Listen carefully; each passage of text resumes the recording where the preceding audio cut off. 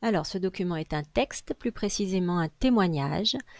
C'est le témoignage d'une Allemande, Kate, qui nous parle de Berlin dans la guerre froide.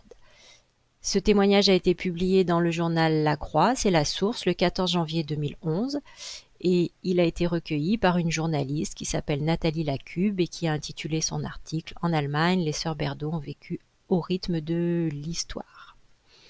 Par rapport à l'esprit critique, vous avez dû constater plusieurs choses. Alors, par rapport à l'auteur, rien à signaler, c'est un journaliste, une journaliste, donc elle a normalement dû vérifier ses sources.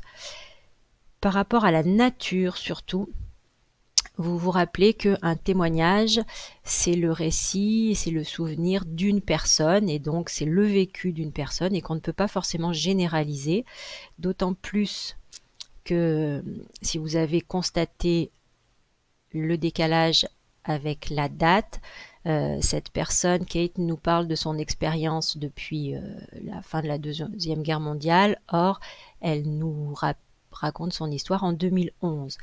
Donc, elle a pu oublier des choses, ou en tout cas ne se rappeler que des faits marquants. Donc, par rapport aux témoignages, on ne peut tenir compte des témoignages que si on croise les sources et si on a de nombreux témoignages qui vont dans ce sens. Donc, attention toujours à la nature des témoignages.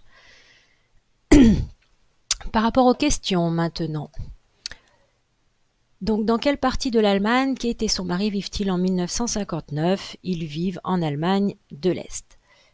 Question 3. Qu'est-ce qui montre qu'ils vivent sous une dictature? Vous avez dû relever 3 éléments qui prouvent qu'ils vivent sous une dictature.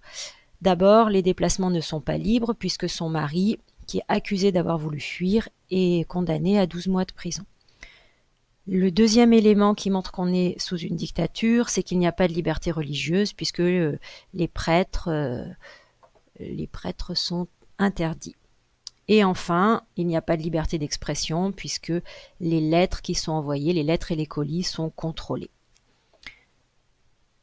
Question numéro 4. Que décide le gouvernement en 1961? Pourquoi? Quelle est la conséquence pour la famille Berdo? Donc le gouvernement décide la construction du mur de Berlin pour éviter la fuite des Allemands de l'Est vers l'Ouest.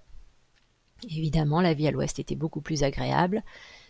Et la conséquence pour la famille, c'est que ceux qui habitent à l'Est se retrouvent séparés de ceux qui habitaient dans la partie Ouest.